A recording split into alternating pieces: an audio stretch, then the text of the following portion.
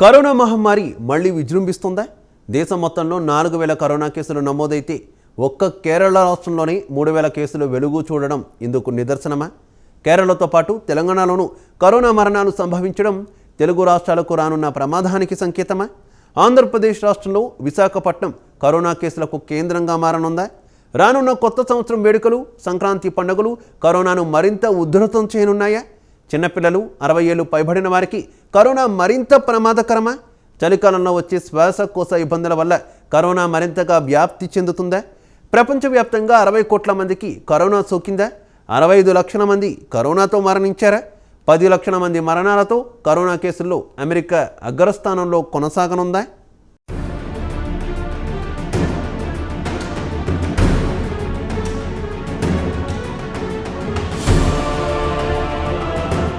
Corona మహమ్మారి మళ్లీ విజృంభిస్తోంది. దేశవ్యాప్తంగా మళ్లీ కరోనా కేసులు నమోదవుతున్నాయి. తెలుగు రాష్ట్రాల్లోనూ కరోనా వైరస్ పంజా విసురుతోంది. చాలా కాలం తర్వాత తెలంగాణలో రోజువారీగా కేసులు నమోదవుతున్నాయి. తాజాగా తెలంగాణ రాష్ట్రంలో ఈ ఏడాదిలోనే తొలి కరోనా మరణం నమోదైంది. ఉస్మానియా ఆసుపత్రిలో చికిత్స పొందుతున్న ఓ రోగి కరోనాతో ప్రాణాలు కోల్పోయాడు. ఇతర అనారోగ్య సమస్యలతో అతను ఇటీవల ఆసుపత్రిలో చేరగా డాక్టర్లు అతనికి కరోనా పరీక్షలు నిర్వహించారు. కాగా ఆర్టీపీసీఆర్ టెస్టులో అతడికి కరోనా పాజిటివ్ నిర్ధారణ అయింది.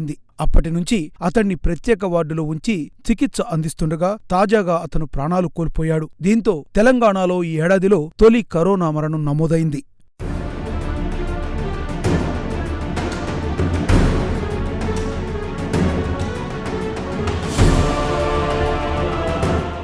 ఇదిలా ఉండగా JN.1 వేరియంటెడ్ కారణంగా దేశవ్యాప్తంగా కరోనా కేసులు పెరుగుతున్నాయి. కాగా దేశం మొత్తంలో 4170 కేసులు నమోదు కాగా ఒక్క కేరళ రాష్ట్రంలోనే 3000కు పైగా కేసులు వెలుగు చూశాయి. ఇక తెలంగాణలో గత వారం రోజులుగా రోజువారీ కరోనా కేసులు పెరుగుతున్నాయి. ఈ క్రమంలోనే భూపాలపల్లి జిల్లాలో ఒకే ఇంట్లో 5గురికి కరోనా పాజిటివ్ నిర్ధారణ అయింది. మరోవైపు గడిచిన 24 గంటల్లో 989 మందికి కరోనా టెస్టులు చేయగా వారిలో 10 మందికి కరోనా పాజిటివ్ వచ్చిందని అధికారులు వెల్లడించారు. దీంతో తెలంగాణలోని మొత్తం పాజిటివ్ కేసుల సంఖ్య 55కు చేరిందని వైద్య ఆరోగ్య శాఖ అధికారులు ప్రకటించారు.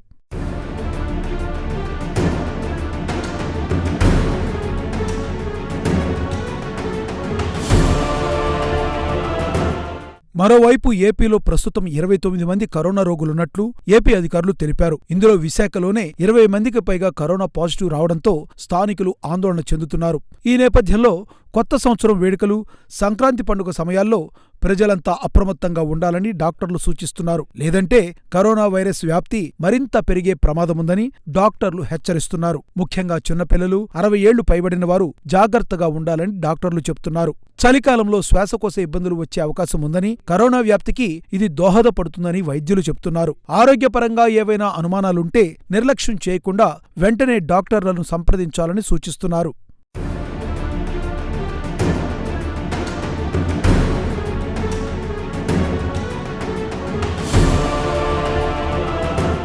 ఇదిలా ఉండగా 2019లో ప్రారంభమైన కరోనా 2020 ఆరంభం నాటికి ప్రపంచాన్ని వణికించింది. ఇప్పటి వరకు 3 వేవులతో విజృంభించిన కరోనా వైరస్ ప్రపంచవ్యాప్తంగా 60 కోట్ల మందికి పైగా సోకింది. వారిలో 65 లక్షల మందికి పైగా కరోనాతో మరణించారు. ఇందులో అమెరికాలో అత్యధికంగా 10 కోట్లకు పైగా కరోనా కేసులు నమోదయ్యాయి. వారిలో 10 లక్షల మందికి పైగా అమెరికన్లు కరోనాతో మరణించారు. అమెరికాతో పాటు Italy, France, Britain, Russia, Spain, Brazil, Japan, Germany తదితర దేశాల్లో కరోనా విలయతాండవం చేసిన సంగతి అందరికీ తెలిసిందే. మరోవైపు భారత్లో దాదాపు 4.5 కోట్ల మందికి కరోనా సోకింది. వారిలో 5 లక్షల మందికి పైగా కరోనాతో మరణించారు. అయితే భారత ప్రభుత్వం సకాలంలో స్పందించి లాక్డౌన్ను ప్రకటించడం, 150 కోట్లకు పైగా కరోనా వ్యాక్సిన్లను ప్రజలకు అందజేయడంతో భారత్లో కరోనా వైరస్ కొంతమేరకు నియంత్రణలో ఉన్నట్లు సర్వత్రా అభిప్రాయాలు వ్యక్తమవుతున్నాయి. ఏది ఏమైనా కరోనా వైరస్ ప్రమాదకరమైందని, ఏమాత్రం నిర్లక్ష్యం చేసినా మరోసారి మరణ మృదంగం మోగడం ఖాయమని